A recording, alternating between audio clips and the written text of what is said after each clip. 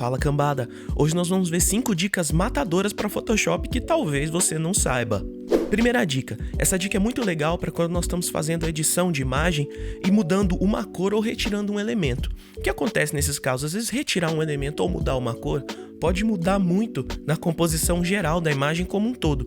E como que a gente pode acompanhar esse tipo de mudança, sendo que a gente normalmente vai estar com um zoom em uma área específica. Vamos dizer que nós estamos retirando esse copo azul aqui. Como vocês podem ver, a gente tem que dar zoom aqui para poder editar só ele. Então a gente não consegue entender o quanto essa edição está mudando o todo da imagem. Como é que a gente resolve isso? A gente pode vir aqui em Window, Arrange e vir em New Window. Essa última opção faz com que a nossa janela seja clonada. Não é uma imagem nova, é exatamente a mesma janela. Mas essas janelas estão uma do lado da outra. A gente ainda teria que trocar entre uma janela e outra. Não. Nós podemos vir em Window de novo, vir em Arrange e colocar aqui para nós podermos ver essas duas janelas uma do lado da outra na horizontal. Pronto. Tudo que nós fizermos em uma janela, vamos supor que eu pegue a brush aqui e pinte no meio da imagem. Como vocês podem ver, apareceu aqui também.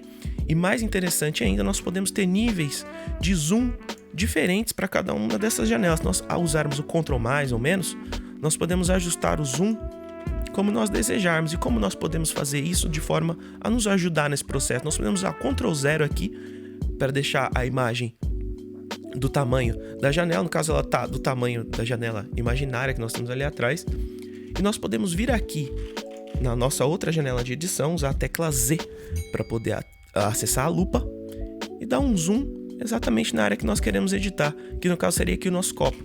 Vamos usar Clone Stamp Tool aqui rapidamente, fazer uma edição bem simples, só para vocês verem.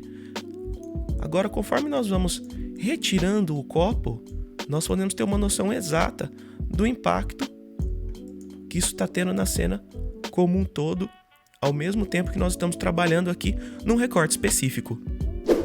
A segunda dica é sobre a Eyedropper Tool, nosso famoso conta-gotas. Eu acredito que muitos de vocês saibam que o conta-gotas serve para que a gente selecione cores de diferentes partes da imagem. Nós podemos selecionar aqui a cor da planta, a cor da madeira da escada, desse canvas no fundo da sala, mas vamos supor que nós precisamos selecionar uma cor de alguma coisa que está fora do Photoshop por alguma razão. Como é que a gente pode fazer isso com essa ferramenta? Existe uma maneira. Nós podemos passar o Photoshop aqui para o modo janela. Aconteceu dele estar aberto justamente aqui no Tumblr da Artist, e nós podemos apertar o botão esquerdo do mouse, segurando o clique, vai aparecer essa color wheel aqui atrás, em volta, do eyedropper, e nós podemos arrastar para fora da janela.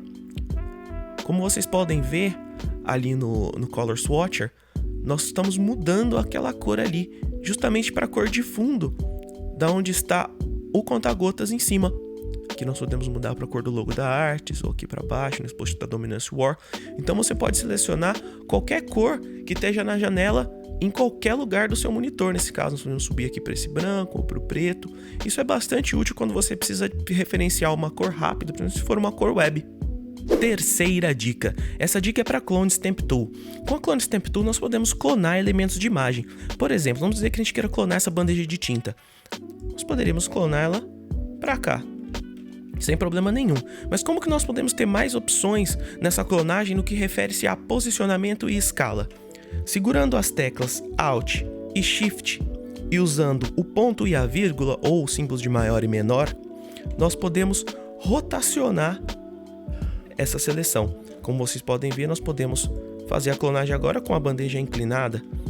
Da mesma forma, nós podemos usar Alt e Shift e a tecla inversa, nesse caso a vírgula, para poder rotacionar para o outro lado. Então, com a vírgula e o ponto, nós podemos rotacionar essa seleção para ambos os lados. E ainda tem mais uma coisa. A gente pode pegar o mesmo ponto de referência se nós segurarmos a tecla Alt e Shift novamente e utilizarmos as chaves aqui no caso do meu teclado, que servem justamente para nós aumentarmos e diminuirmos o tamanho em pixels de uma brush, por exemplo, nós também podemos aumentar e diminuir o tamanho dessa seleção. Na realidade, nós estaríamos aí meio que ajustando o zoom que a ferramenta está dando na nossa seleção. Então nós poderíamos fazer uma bandeja bem pequenininha, por exemplo. Isso é muito interessante para alguns trabalhos, mas vamos supor que nenhum desses atalhos funcione no seu teclado por alguma razão, ou você não esteja conseguindo encontrar, ou mesmo você queira saber onde fica o menu. Você pode vir aqui em Window e vir em Clone Source. E vai abrir essa janelinha aqui.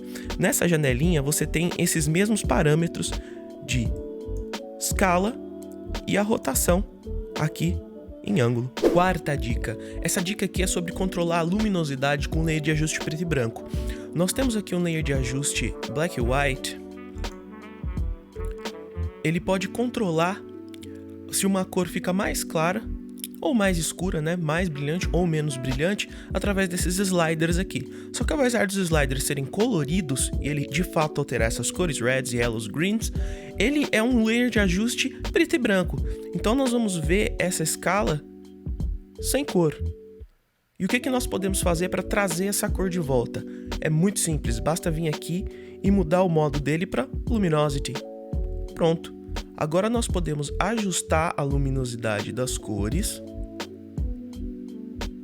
utilizando do layer Black e White, mas mantendo as cores. Isso é uma ferramenta muito útil para ajustes específicos mais pontuais. Quinta dica. E essa dica aqui é sobre brush. Vamos supor que a gente precise usar uma brush de textura, que são as brushes com os formatos mais exóticos. Vamos deixar ela um pouquinho maior aqui e vamos pintar. Vamos supor que nós estejamos pintando com essa brush aqui e a gente precisa apagar. Normalmente nós podemos usar o atalho E para poder ir para borracha. Só que a borracha está com uma brush diferente. Nós podemos sim vir aqui e procurar essa brush na lista ou nessa versão do Photoshop, nós podemos até selecionar ela aqui. Mas existe uma forma mais rápida de fazer isso. Com a própria brush selecionada, você pode segurar o Shift e clicar com o botão direito e escolher a opção Clear. Agora, a mesma brush vai passar a apagar, mantendo o padrão. Então você não vai ter uma brush, por exemplo, de folhinha, não sei como é essa minha brush, e apagar ela com uma brush macia que vai deixar um rastro na arte. Você pode simplesmente apagar com ela, mantendo o padrão.